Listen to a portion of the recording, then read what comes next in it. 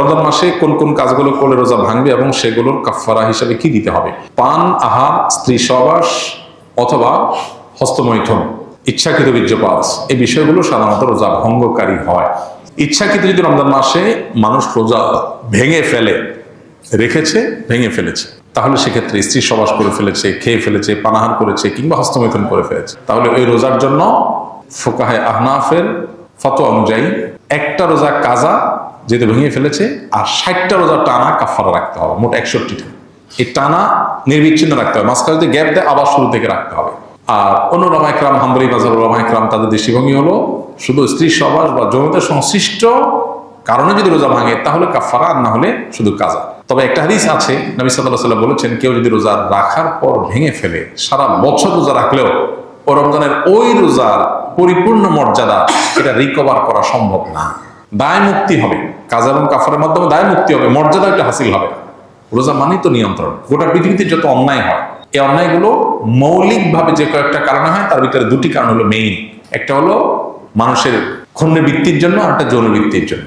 একটা হলো মানুষের যৌন চাহিদা পূরণ করার জন্য, একটা হলো পেটের চাহিদা পূরণ করার জন্য মানুষ যত অন্যায় করে। এই জন্য রমজান এই দুইটাকে নিয়ন্ত্রণ করতে বলছে, পানাহার এবং যৌনতা। এগুলো যদি নিয়ন্ত্রণ করার ট্রেনিং নেয় মানুষ, তাহলে যেখানে সেখানে এগুলোর জন্য সে নিজের আদর্শ বিকিয়ে দিবে না। তো এই চেষ্টাটা আমাদের সর্বোচ্চ পর্যায়ে করা উচিত।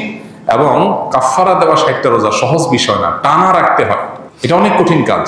এই জন্য রমজানের রোজা যাতে কোনো অবস্থাতে বিনা ওজরে না ভাঙা হয়। হ্যাঁ, কেউ অসুস্থ হয়ে গেছে, ভেঙে ফেলেছেন, তার কথা ভিন্ন। আমার একটি নবজাতক শিশু রয়েছে, আমি কি রোজা রেখে তাকে খাওয়াতে পারবো, বা রোজা না রাখলে কি সমস্যা হবে? রোজা রেখে বাচ্চাকে তো খাওয়াতে কোনো সমস্যা নেই, রোজা রেখে তো নিজে খেতে অসুবিধা, বাচ্চাকে খাওয়াতে কোনো অসুবিধা নেই। তবে কোনো মা যদি রোজা না রাখেন, বাচ্চাকে খাওয়াতে হবে সেজন্য, তো সেটা জায়েজ নেই। এতটুকু ঠুনকো অজুহাতে রোজা না রাখার সুযোগ নাই। বাচ্চাকে আপনি খাওয়াবেন, দুধের বাচ্চা যদি হয়, দুধের বাচ্চা দুধ একটু কম পাবে, তাতে বাচ্চা মারা যাবে না। প্রয়োজনে আপনি দিনের বেলা একটু বেশি ঘুমিয়ে থাকেন, বাচ্চা সহ লাইফস্টাইলটা চেঞ্জ করেন, রাতের বেলা একটু বেশি সময় জেগে থেকে কাজ করেন, যাদের দিনের বেলাতে রোজা রাখার কারণে দুধ কম আসে।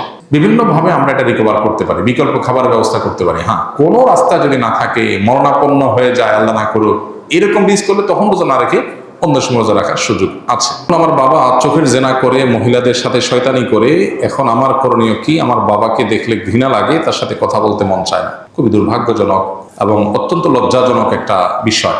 কত বিচিত্র এই পৃথিবী দেখেন, কত বাবা মা সন্তানকে বিপদগামিতা থেকে বাঁচাবার জন্য লড়াই করেন। আসলে অনেক বাপ মা, ছেলেটা নষ্ট হয়ে গেছে, পাগলের মতো অস্থির। বেশিরভাগ ফ্যামিলিতে তো এইটাই হয়। কিন্তু এই প্রশ্নে আমরা দেখলাম উল্টাটা, যে বাবা বেলাইনে যাচ্ছে, বা ছেলের মধ্যে আল্লাহর ভয় আছে, বা ছেলের মধ্যে সততা তাকওয়া আছে, তে সে এই গুনাহের প্রতি ঘৃণাবোধটা তৈরি হয়েছে, বাবার কর্মে সে বরং বিব্রত এবং অস্বস্তিতে আছে। আমরা দোয়া করি আল্লাহ তাআলা তার বাবাকে পরিপূর্ণভাবে ইসলাহ এবং সংশোধন করে দেন। যে ভাই প্রশ্ন করেছেন তাকে বলবো, বাবা মা এরকম আমাদের সিনিয়র কেউ যদি কোনো গুনাহে, কোনো অন্যায় লিপ্ত থাকে, খুব স্বাভাবিক আমাদের কষ্ট লাগবে।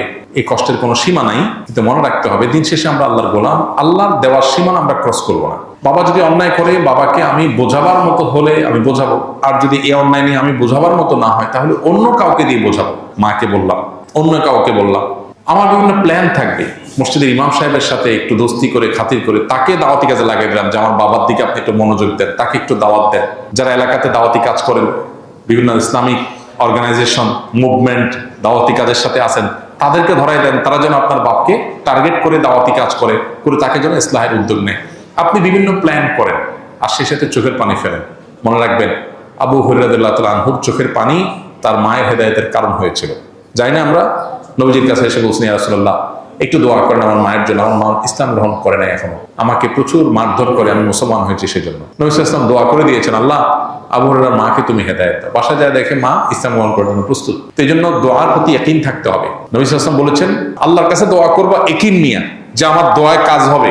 দোদুল্যমনা, সংশয় নিয়ে হবে কি হবে না সে ধরনের মানসিকতা নিয়ে দোয়া করলে দোয়া কবুল হবে না। এই জন্য আপনার বাবার জন্য আপনি দোয়া করেন, অন্যদেরকে দিয়ে বোঝান, খবরদার আপনি নিজে তার সাথে ব্যবহার খারাপ করতে যাবেন না। এটা খুব অ্যাসিড টেস্ট, অগ্নি পরীক্ষা, যে বাপ উল্টা পাল্টা করবে, আবার কিছু বলাও যাবে না বাপ সেদিন শেষে। তো এই পরীক্ষা আপনাকে জিততে হবে। আমরা দোয়া করি আল্লাহ তাআলা আপনার বাবা হেদায়েত নসিব করুন। চেষ্টার পরেও যদি তিনি তার পথ থেকে ফিরে না আসে, তাহলে সেক্ষেত্রে আপনি সন্তান হিসেবে যতটুকু সম্ভব তাকে আপনি যতটুকু বলতে পারেন, কিন্তু সেটা যেন সীমানা ছাড়িয়ে না যায়, লক্ষ্য রাখতে হবে। কেউ রমজান পেল কিন্তু গুনাহ মাফ করাতে পারলো না, তার জন্য ধ্বংসের বদদোয়া করেছেন জিবরিল। নবী সাল্লাল্লাহু আলাইহি ওয়াসাল্লাম বলেছেন আমিন, আমি এটাকে সমর্থন করি। তার মানে জিবরিলের দোয়াতে নবী সাল্লাল্লাহু আলাইহি ওয়াসাল্লামের সমর্থন, এই দোয়া তো বিফল যাবে না। তার মানে রমজান পেয়েও যদি আপনি মাফ না পান, তাহলে ধ্বংস কেউ ঠেকাতে পারবে না। এটা চরম একটা দুর্ভাগ্য।